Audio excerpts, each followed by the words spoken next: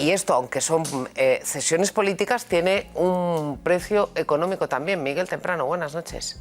¿Qué tal? Buenas noches. ¿Cuál es el coste de todo esto?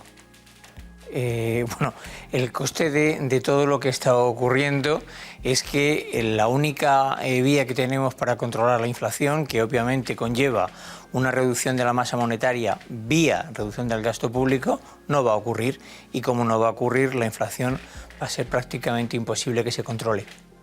En un escenario además complicado, con el Banco Central subiendo los tipos de interés y en un escenario en el que, si en el último trimestre, cambiando al presidente del INE, ojo, hemos crecido 2 décimas, eso indica que vamos derechos a la recesión técnica, al menos, ¿no? Que son 2 trimestres consecutivos de crecimiento negativo, lo ha dicho la AIREF.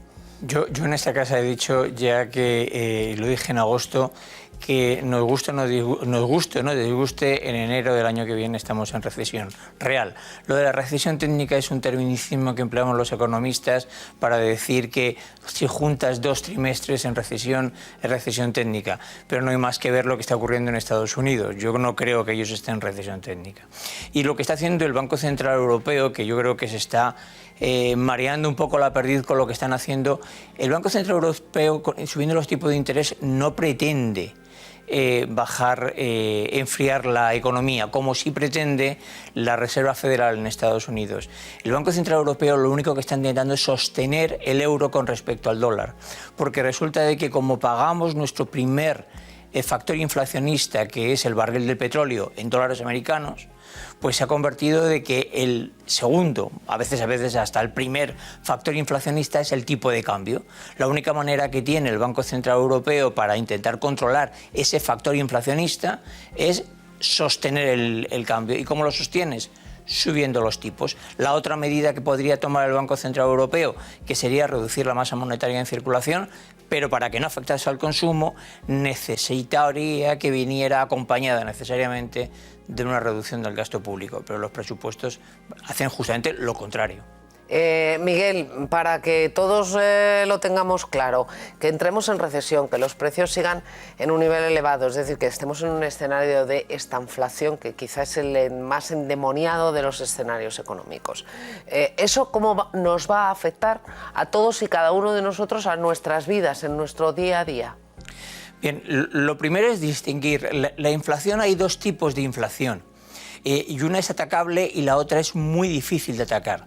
Voy a intentar explicarlo muy rápidamente. La inflación, y el ejemplo de lo que está ocurriendo en Estados Unidos, que están teniendo de ellos, es por un exceso de demanda. La gente quiere gastar, tiene muchísimo ahorro embolsado y lo que quiere gastar. La economía está súper calentada. Lo que intentas es enfriarla. ¿Y cómo la enfrías? Reduciendo los tipos de interés. ¿Qué le está pasando a los europeos? Que nuestra inflación no viene por eso. Aquí no hay una ebullición del gasto. No vemos a la gente loca. Lo que tenemos es una falta de oferta, es decir, los productos vienen muy caros y el señor que pone un café y le ha tenido que subir 1 euro, aunque entre menos gente al bar a tomar café, lo va a tener que seguir poniendo a 1 euro, porque a él le han subido los costes y no los puede mantener. Esa inflación solo se arregla aumentando la oferta.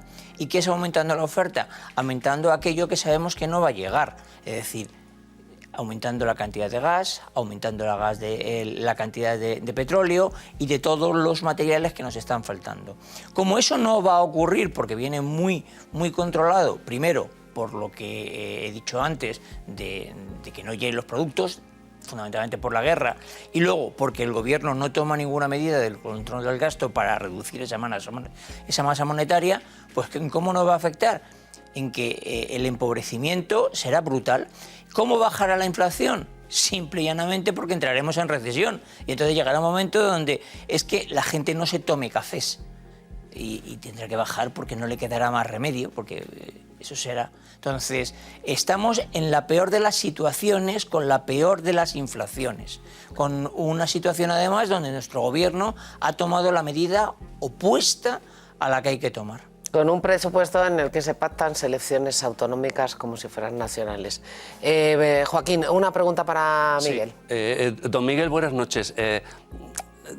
Voy a pronunciar la palabra estanflación, que parece maldita por todos los expertos en economía como usted. pero si estoy equivocado, por eso le hago la pregunta, para que me corrija. Japón ha estado 2 décadas en esta inflación. Y yo no veía que la gente se suicidara o que ese país haya registrado pues una gran crisis social, económica, industrial, de exportación.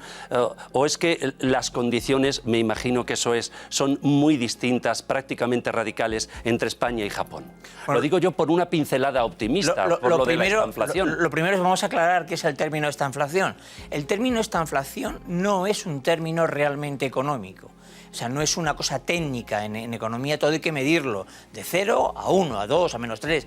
El término estanflación es un chascarrillo que se inventó un ministro de finanzas Tory de los finales de los 50, que lo que juntaba una palabra con una traducción libre del inglés que voy a hacer, que decía es con un pobre crecimiento, una alta inflación. Es decir, la diferencia entre la inflación y el crecimiento no decía necesariamente que hubiese decrecimiento. De hecho, la palabra que empleó era performance, que sería como un desempeño, ¿no? Entonces, por lo tanto, no le demos más vueltas si estamos o no estábamos o estábamos.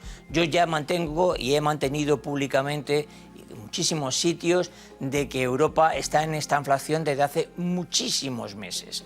O sea, si tú creces un 3% o un 2% o un 4%, pero tienes una inflación del 10%, pues yo creo que corresponde. Entonces, obviemos ese término que acaba siendo lo de menos.